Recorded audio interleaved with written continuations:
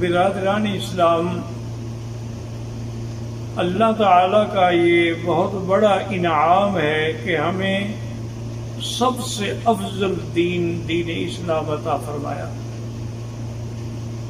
دین اسلام اتنا کامل ہے کہ اس کے جتنے احکام ہیں، فرائض ہیں، اوامر ہیں، نواہی ہیں، ان سب کی تفصیل ہے اور اللہ کے قرآن میں اس کا ذکر ہے۔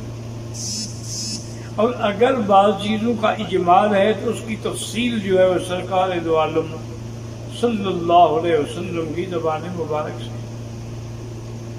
یہ ایسا نہیں ہے جیسے کہ ہمارے یہاں ہندو بھی روزے رکھتے ہیں، جوگی بھی روزے رکھتے ہیں، سادھو بھی روزے رکھتے ہیں، بدھ مت بھی روزے رکھتے ہیں، یہودی بھی روزے رکھتے ہیں، عیسائی بھی روزے رکھتے ہیں، لیکن ان کے پاس بھی دلیل نہیں ہوتی۔ یہ نعمت صرف ہمیں ملی ہے کہ اگر اللہ نے ہمیں حج کا حکم دیا تو قرآن میں دلیل ہے کہ للہ علی الناس حج البیت من استطاع الیہ سبیلا۔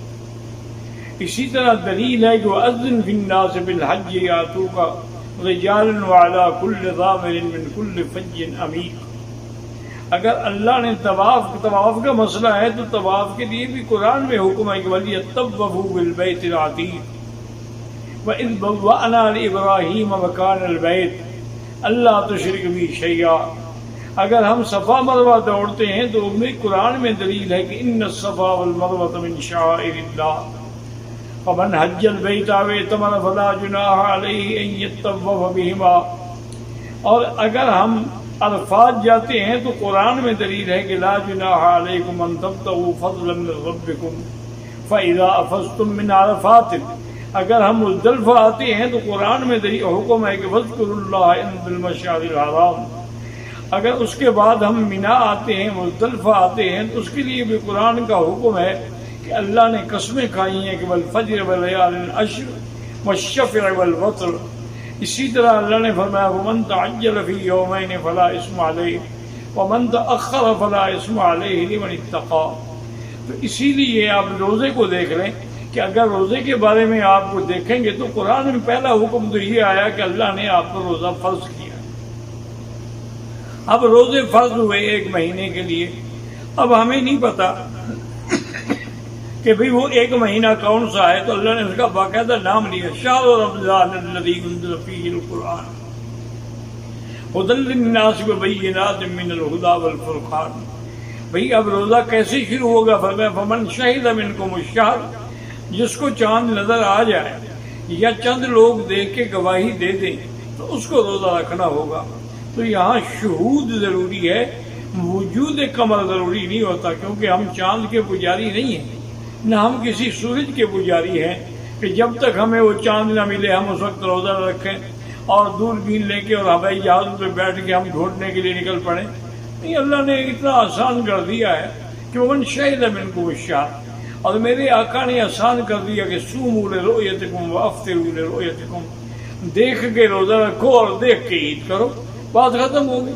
حتیٰ کہ یعنی آپ دیکھیں حدیث میں اتنی وضاحت بھی آ گئی کہ فَإِنْ غُمَّ عَلَيْكُمْ، یعنی چاند تو تھا لیکن بادلوں کی وجہ سے ہمیں نظر نہیں آیا، تو حکم ہے کہ تم پھر 30 دن پورے کر دو، کیونکہ ہم چاند کے محتاج نہیں ہیں بلکہ چاند ہمارا محتاج ہے۔ اللہ نے ہمارے لیے مسخر کیا ہے، اللہ نے ستارے ہمارے لیے مسخر کیے ہیں، تمام چیزیں جو ہے اللہ نے انسان کے لیے بنائی۔ تو اب دیکھیں قرآن پاک نے باقاعدہ روزے کی فرضیت بھی ہو گئی، روزے کا مہینہ بھی ہو گیا۔ اب روزے کا وقت کب سے شروع ہوگا اس کا بھی اللہ نے قرآن میں بیان فرما دیا کلوا واشربوا حتی یتبین لکم الخیط الابیض من الخیط الاسود من الفجر، کھاؤ پیو جب تک سفید ڈورا کالے ڈورے سے علیحدہ نہ ہو جائے اس وقت تک کھا پی سکتے ہو۔ اب اس سے مراد یہ ہوتی ہے کہ ایک ہوتی ہے صبح کاذب، کاذب کا معنی یہ ہے کہ صبح کے لیے ایسی سیدھی اوپر چلی جائے گی، پھیلے گی نہیں روشنی، وہ گویا کہ منع ہے کہ اچھی طرح تو نہ پھیلی، اس لیے اس کو کاذب کہا جاتا ہے۔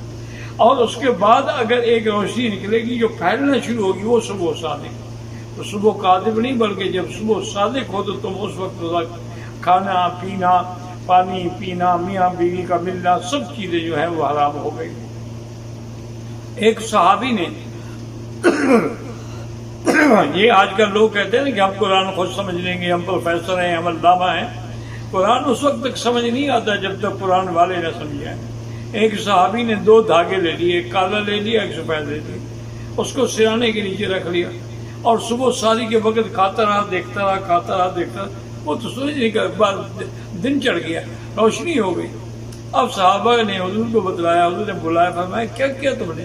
کہا حضور آپ ہی نے تو فرمایا تھا کہ خیط الابیض اور خیط الاسود، سفید ڈورا اور کالا ڈورا یہ دیکھے میں نے رکھے ہوئے، اور فرمایا ان بساطتک لعریض، تمہارا سرانہ اتنا لمبا چوڑا ہے کہ دونوں دھاگے اس کے نیچے آ گئے۔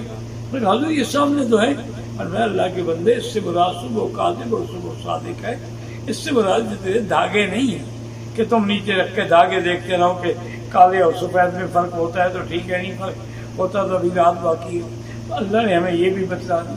ابھی روزہ کب تک رہے گا یہ بھی بتلا دیا کہ ثم اتموا الصیام الی اللیل، پھر سارے دن کا روزہ ہوگا، اور جب سورج غروب ہوگا، اب الی اللیل میں الہ ہے تو بعض لوگ اس کو الہ بمانے ماں بھی پڑھتے ہیں، اس لیے شیعہ لوگ جو ہے وہ انتظار کرتے ہیں جب ستارے نظر نہ آئے وہ افطار ہی نہیں کرتے۔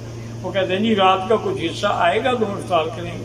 یہ ان کی غلطی ہے، کیونکہ جب اللہ کے نبی نے فرما دیا میری امت اس وقت تک خیر سے رہے گی جب تک وہ افطار میں تاجیل کرے، جلدی کرے، اور سحری میں دیر کرے، اور اسی میں حکمت ہے کہ افطار کے وقت انسان کو انتظار ہوتی ہے اور سارے دن کا انسان بھوکا پیاسا ہوتا ہے، لیکن سحری کے وقت جو ہے جتنا تاخیر کرے گا اس کو وہ پانی کھانا دن میں فائدہ پہنچائے۔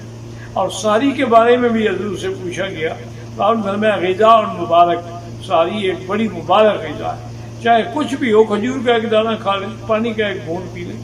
اور یہاں ایک مسئلہ یہ بھی سمجھ لیں کہ روزہ رمضان کا اگر ہو اور رات کو آپ نیت نہ کریں تو روزہ نہیں ہوگا۔ صبح کو آپ نیت کریں، نفلی روزے میں تو ہو جاتا ہے، لیکن رمضان کے روزے میں رات سے نیت ضروری، اور نیت کے لیے یہ بھی ضروری نہیں ہے کہ آدمی کہے بصوم غد نویت من شہر رمضان، بلکہ رات کو آپ کا ارادہ یار میں نے کل روزہ رکھنا ہے، بس نیت ہو گئی۔ ساری کھا رہے ہو، مقصد ہے کہ ساری اسی لیے کھا رہے ہو کہ روزہ رکھنا ہے، بس نیت ہو گئی۔ زبان سے نیت کرنے کی ضرورت نہیں ہوتی، کیونکہ مقام نیت جو ہے وہ دل ہے۔ جب دل میں ہے کہ میں نے کل کا روزہ رکھنا ہے تو پھر وہ روزہ ہو جائے گا۔ اگر آپ نے رات سے نیت نہ کی تو پھر روزہ نہیں ہوگا۔ اور یہ آپ اندازہ کریں کہ پہلے روزہ کتنا مشکل تھا۔ ابتدا کے اندر یہ حکم تھا کہ جب آدمی رات کو آ کے سو جائے تو نیند کی بات اٹھنے کے بعد پھر اس کو کھانے کی اجازت نہیں تھی، اس کا روزہ شروع ہو جاتا۔ اب صحابہ مزدوری کرنے والے، باغوں میں کام کرنے والے، وہ تراویح پڑھ کے گھر جاتے، نیند آ جاتی۔ اب نیند آ جاتی تو اس کے گھر والے ارمان کرتے رہتے کہ افسوس ہے کہ بیچارہ اب تو کچھ بھی نہیں کھا سکے، آج بھی نہ کھایا، اور جب نیند کھلے گی ہو سکتا تو روزہ شروع ہو جائے۔ تو امت پر یہ بات جو تھی بہت بڑی گہری ہوئی۔ اور اسی طریقے سے حکم تھا کہ جیسے دن میں روزے کے عالم میں میاں بیوی جماع نہیں کر سکتے، رات کو بھی نہیں کر سکتے۔ تو ایک دن ایک روایت میں ہے کہ حضرت عمر رضی اللہ تعالیٰ عنہ سے غلطی ہوئی، اور ایک روایت میں ہے کہ ایک اور صحابی سے غلطی ہوئی، اور اس نے آگے حضور سے کہا کہ یا رسول اللہ ہلاک تو میں تو ہلاک ہو گئی کہ میں نے رات روزے کی حالت، اس وقت رات میں بھی منع تھا بیوی کا جماع کرنا، میں نے جماع کر لیا، اب میرے بارے میں کیا حکم ہوگا؟ اس کے بعد پھر اللہ نے رعایت کر دی اپنے بندوں پر کہ حل لکم النساء لیلۃ النساء الرفث فی احل لکم الرفث فی اللیلۃ فی الرفث فی النساء ہن لباس لکم وانتم لباس لہن۔ اللہ نے فرمایا عورتیں تمہارے لیے حلال ہیں، وہ تمہارا پردہ ہے تم ان کا پردہ ہو۔ تو اب آدمی رات میں اگر میاں بیوی ملتے ہیں تو اسے کوئی حل نہیں، بلکہ حتیٰ کہ سحری کے وقت میں ملتے ہیں اس میں بھی کوئی منع نہیں۔ حتیٰ کہ علماء نے لکھا ہے کہ اگر سحری کھانے کے بعد مل رہے تھے سحری کے وقت میں، اب اتنا وقت نہیں رہ گیا کہ وہ غسل کر سکے، فرمایا کہ ٹھیک ہے ہاتھ منہ دھو کھانا کھا لیں، سحری کر دیں، غسل بعد میں کر دیں۔ تو اس وقت تک اللہ پاک نے اپنے بندوں پہ رحمت فرما دی اور اجازت دے دی۔ تو روزے کے ہر حکم جو ہے اس کے اندر موجود ہے۔ انشاءاللہ زندگی رہی تو لیلۃ القدر اور تراویح پر بھی بیان ہوگا۔ اللہ تبارک و تعالی آپ سب کے روزے، قیام، سیام قبول فرمائیں، اور من صام رمضان ایمانا و احتسابا غفر له ما تقدم من ذنبه۔ اللہ ہمیں ان لوگوں میں شمار کر لیں جن کے گناہ بخشے جاتے ہیں، جن پر رحمتوں کے دریا بہائے جاتے ہیں۔ یا اللہ اس رحمت کے مہینے سے پورے عالم پہ رحمت فرما کے اس عذاب کو رفع فرما دے۔ یا اللہ اپنے بندوں کو قید سے چھڑا دے، سارے ہم اقرار کرتے ہیں لا الہ الا انت سبحانک انا کنا من الظالمین ربنا تقبل منا انک انت السمیع العلیم وتب علینا انک انت التواب الرحیم وصلی اللہ تعالی علی خیر خلقہ سیدنا محمد وآلہ وصحبہ اجمعین.